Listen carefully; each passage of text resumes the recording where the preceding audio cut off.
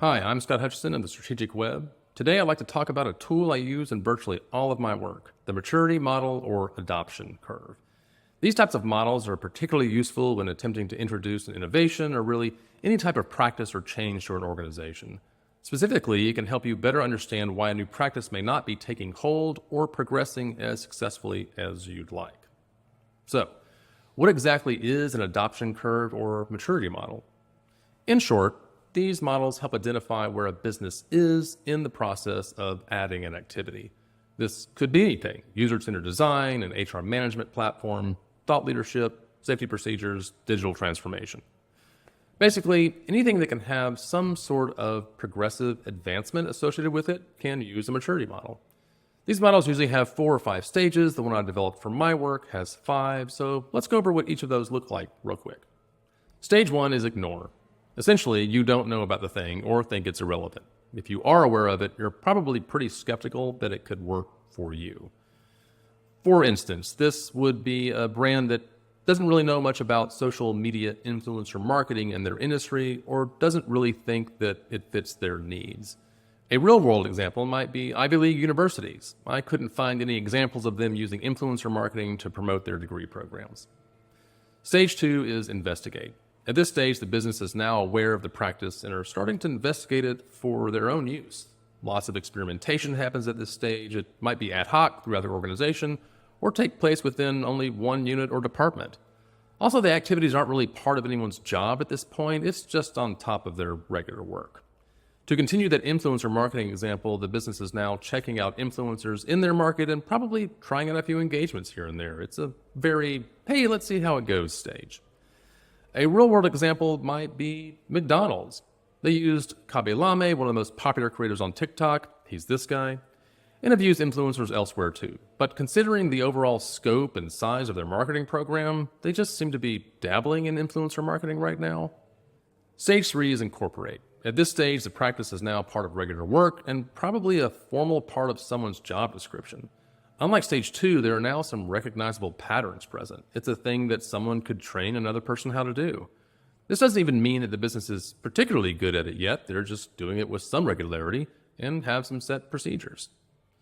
In our example, that business may now be regularly using some influencer marketing folks as part of their overall marketing activities. They're getting used to measuring its effectiveness and are attempting to be better at it. Meal prep delivery services are probably a good example of a stage 3 influencer marketing program in the real world. If you watch enough YouTube videos, you'll be sure to see a HelloFresh sponsored post eventually. Many use it often, and it feels fully incorporated into their marketing, but doesn't yet seem connected into their brand culture yet. They use it a lot, but not in a very sophisticated or integrated way. Which brings us to stage 4 is integrate. Now the practice is common and integrated. It's discussed as something inseparable from regular work. It probably influences almost everyone's job, but still might be led by a person or team. If it isn't already, it might be even part of someone's job title now. In our example, it now means that influencer marketing is fully insinuated into daily work, and its value is now a given. They've developed successful methods of measuring and improving it. They may even be looked at as thought leaders in this area by their colleagues and competitors. The cosmetics industry has really embraced influencer marketing in the real world, and probably many brands are at a stage 4 with it. More than mere sponsorships, influencers use their products and review them. These brands pay attention to the reactions on social media and may even adjust their product development based on that data. It's pretty well integrated and inseparable from their core marketing initiatives. Stage 5 is innate.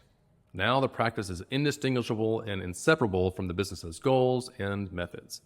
It's woven into the fabric of the culture. It's no longer work they look at. It's a lens through which work is viewed. For our example, we're no longer dealing with a business that merely uses influencer marketing as a major part of their work. This would instead maybe be an agency that is dedicated to managing influencer marketing relationships. It's their brand. A global firm like Viral Nation is a great example of this. They eat and breathe influencer marketing. It's their identity. So, there are the basics, and keep in mind that's a very basic overview. There's lots of nuance within those stages I didn't go over, and there are no hard edges or magic threshold to cross for each stage.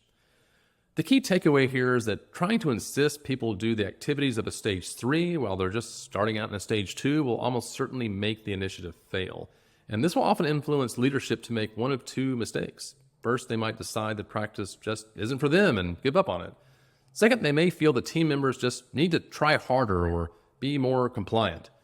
Neither of those are really the issue. They're just expecting the results of a later stage while in the midst of an earlier one. Also, bonus note, adoption models apply to customer experiences too. I hope I've given you something to think about, and thanks for watching. In the next video, I'm going to go over a bit about assessing what stage you're at in a maturity model, and we'll look at a key hidden component of progressing through adoption stages, which is the concept of capacity. Capacity is critical to making maturity models work. Thanks, and see you next time.